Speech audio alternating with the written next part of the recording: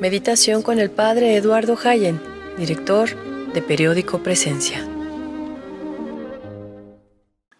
¿Qué tal? En estos días hemos estado hablando sobre el corazón de la fe cristiana, Jesucristo, a quien encontramos vivo en el misterio de la Iglesia. El corazón de nuestra fe cristiana es que el Verbo se ha encarnado y ello nos conduce necesariamente al sacramento de la Eucaristía, que es el compendio y el resumen de toda nuestra fe. En este sacramento está contenido todo el bien espiritual de la Iglesia, el mismo Cristo que es nuestra Pascua. Cuando decimos que Jesucristo es la piedra angular en la que se apoya todo el cristianismo, entendemos a Cristo no solamente como un evento del pasado, no lo recordamos como el fundador de una religión, sino que es el viviente, el resucitado, el que dijo que estaría con nosotros todos los días hasta el fin del mundo, como lo dijo en el Evangelio de San Mateo capítulo 28.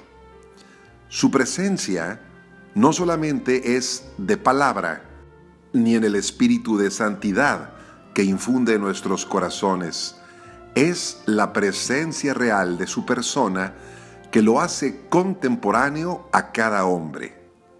La fe en la presencia real de Cristo en la Eucaristía es un punto fundamental de la fe católica.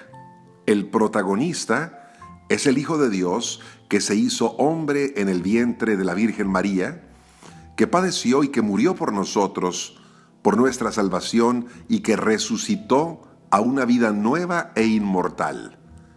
Este es el misterio de la redención, y todo está contenido en la Eucaristía. Un cristiano que no crea en la presencia real de Jesucristo en la Eucaristía compromete su fe. Se empieza a apagar en él la vida sobrenatural porque se separa del cuerpo de Cristo. Qué revelador es el texto de San Juan, capítulo 13, versículo 1. Antes de la cena de Pascua, Jesús, sabiendo que había llegado su hora de pasar de este mundo al Padre, después de haber amado a los suyos que estaban en el mundo, los amó hasta el extremo. La institución de la Eucaristía la presenta San Juan como un don extremo de Cristo para su Iglesia. Solamente una fe superficial puede hacer que nos alejemos de esta fuente de vida divina que viene donada a nuestras vidas marcadas por el mal y por la muerte. Jesucristo, muerto y resucitado, que está sentado a la derecha de Dios y que intercede por nosotros, como dice San Pablo en su carta a los Romanos, está presente de muchos modos en su iglesia, en su palabra, en la oración de la comunidad, en los pobres, en los enfermos, en los prisioneros, en los sacramentos de los cuales Él es el autor, en el sacrificio de la misa y en la persona del sacerdote, pero sobre todo está presente en las especies eucarísticas.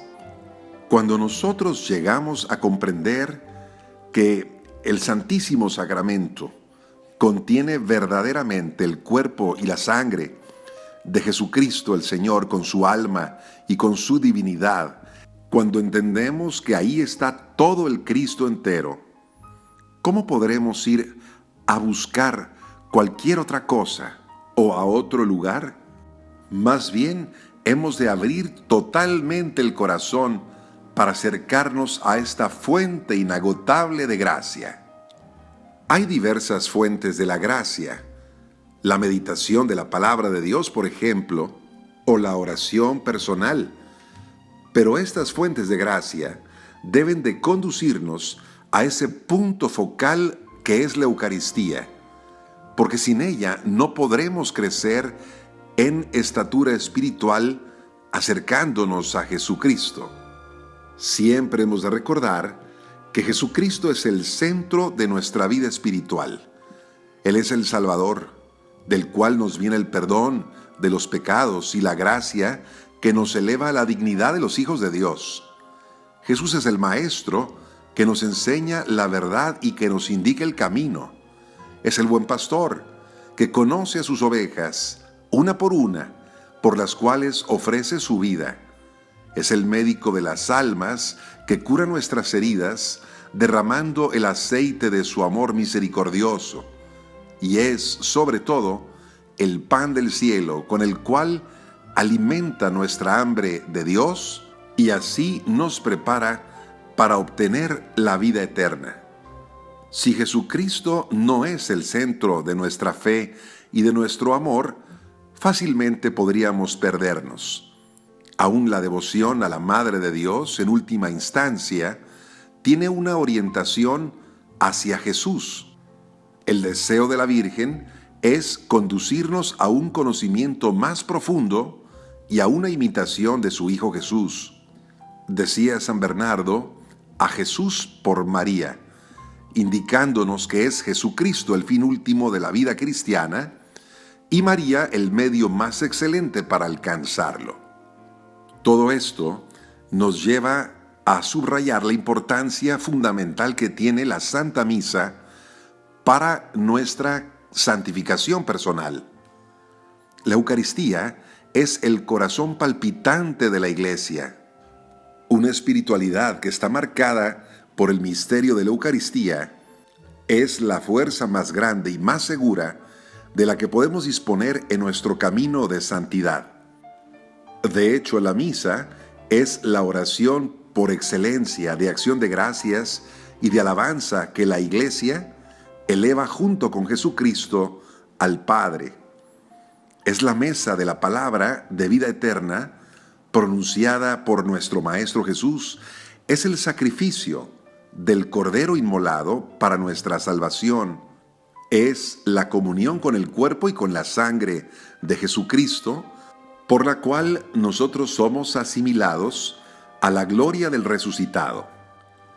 Bastaría una intensa y frecuente participación en la Santa Misa para ver milagros en nuestro camino de perfección.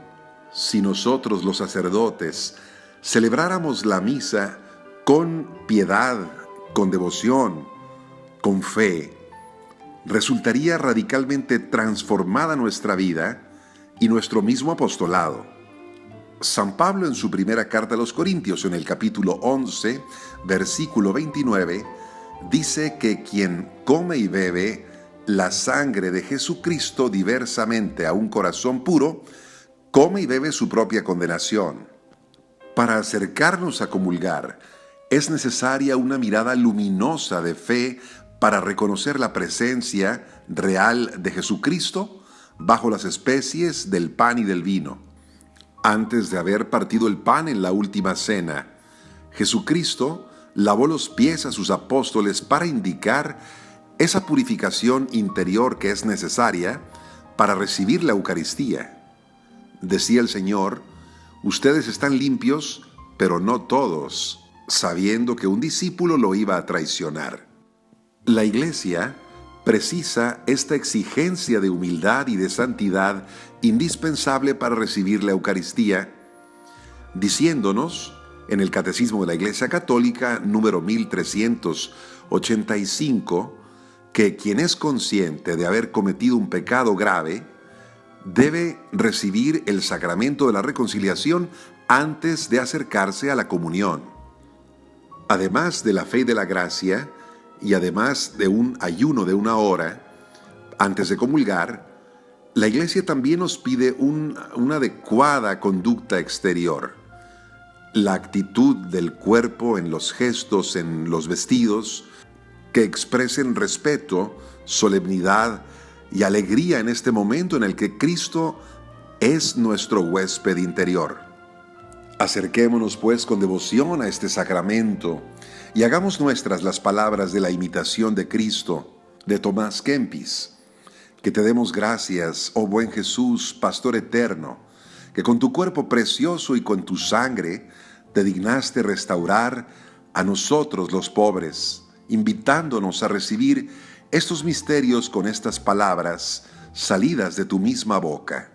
Vengan a mí, ustedes que están cansados y agobiados, que yo les daré descanso. Que tengas muy bonito día. Paz y alegría en tu corazón.